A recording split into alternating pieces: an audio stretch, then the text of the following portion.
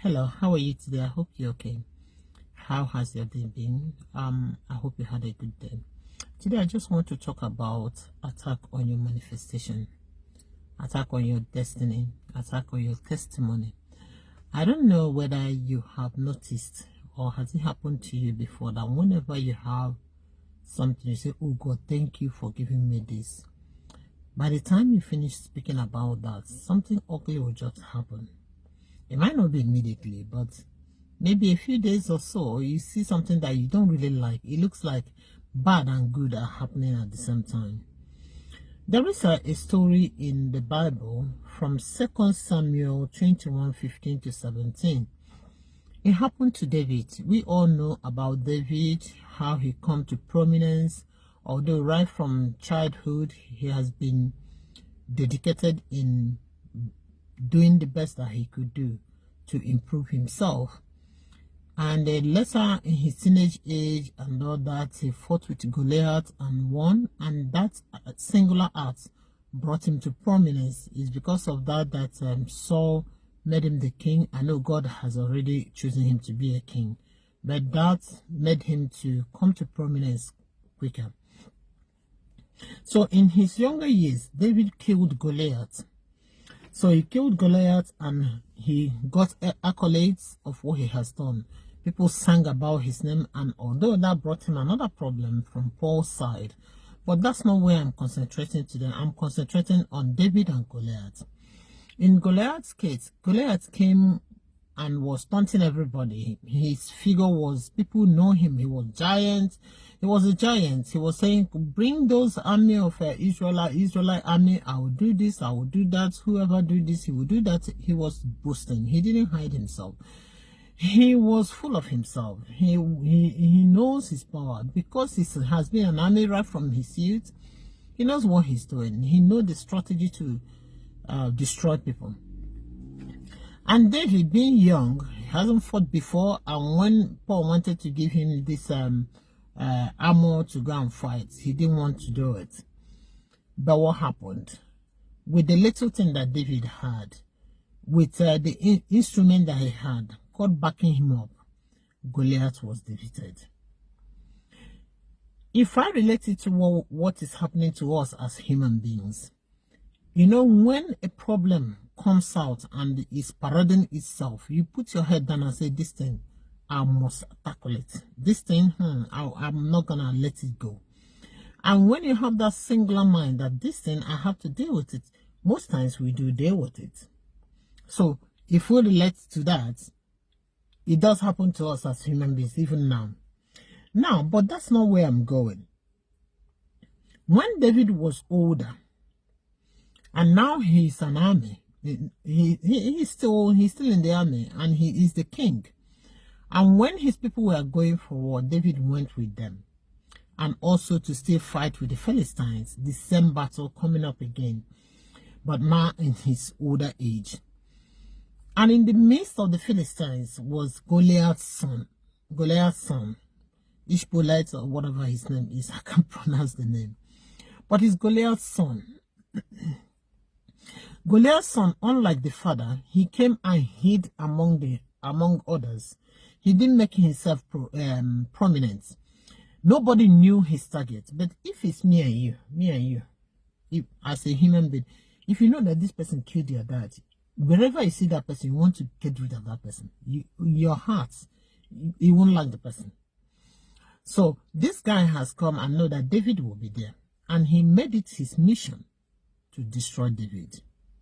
So David, in his older years, what he destroyed when he was younger came back to haunt him. But thank goodness that the people that was around David did not allow that to happen. They destroyed Goliath's son, Ishboleth, and saved David. And warned David after they destroyed him to say, don't you dare come out with us again, or else you will switch off the light of the Israelites. What did we learn from this story? Goliath's son came with another strategy.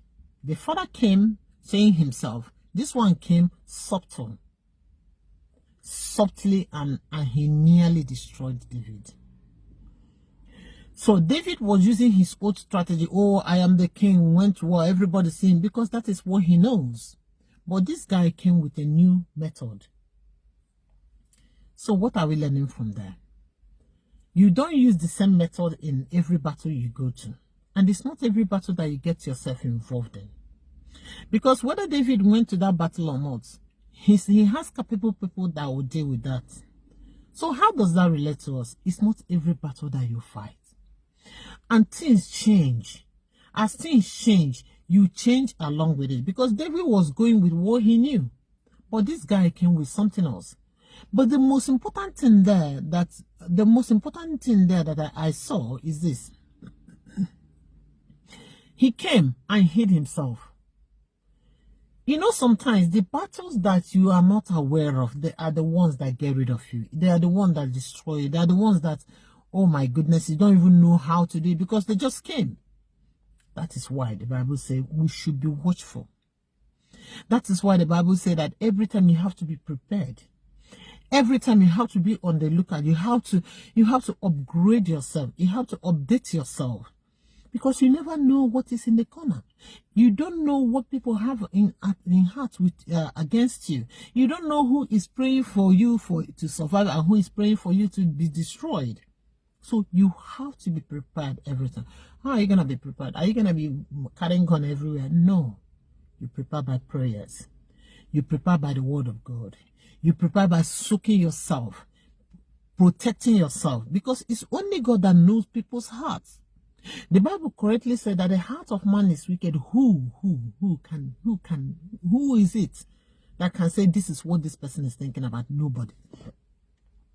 So that is what I learned in that. And secondly, you see that Goliath died, but he raised a son. He has a son, he has a seed. He planted a seed. His seed came later to fight for him. What seed are you sowing?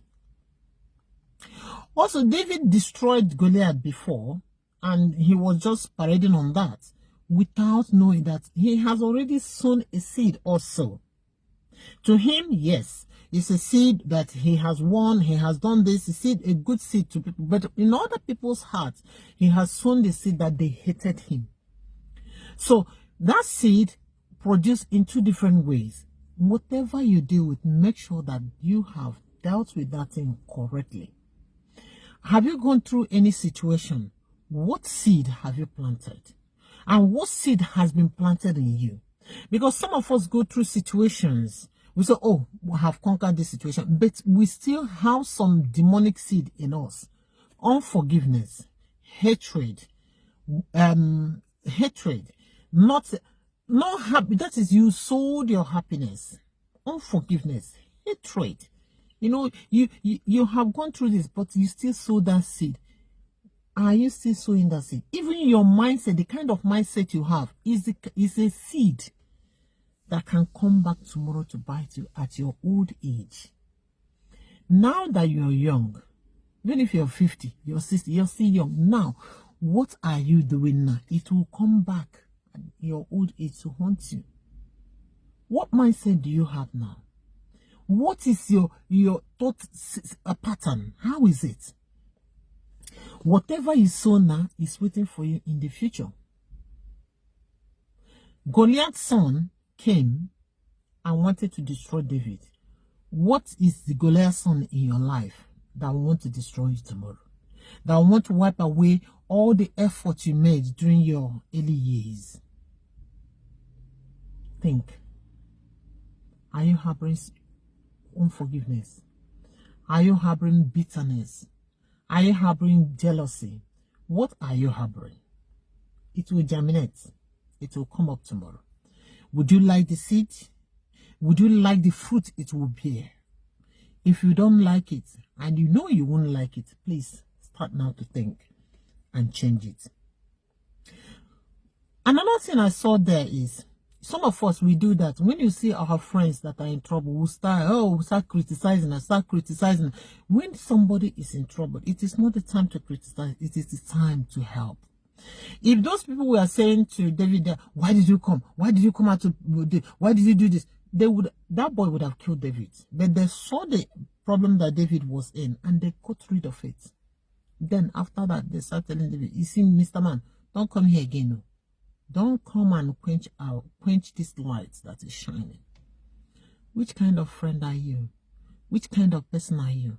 Are you the one that encourages? Or are you the one that heave blame on somebody that doesn't even know what to do with their life, confused? Be helpful. Be nice. Which seed are you sowing now? It will germinate tomorrow. Which seed are you sowing in the life of your children? In everything you are doing, which seed are you sowing? That situation you've gone through, have you checked yourself whether you've gotten rid of anything that will come back tomorrow to bite you and to destroy you? You might say, I won't forgive you. If you're saying you're not forgiving somebody, it's like drinking a poison. I've had this several times. It's like drinking a poison and hoping that it will destroy someone else. My brother, my sister, check yourself. Because whatever you do, it comes back to you. Let's all look into ourselves.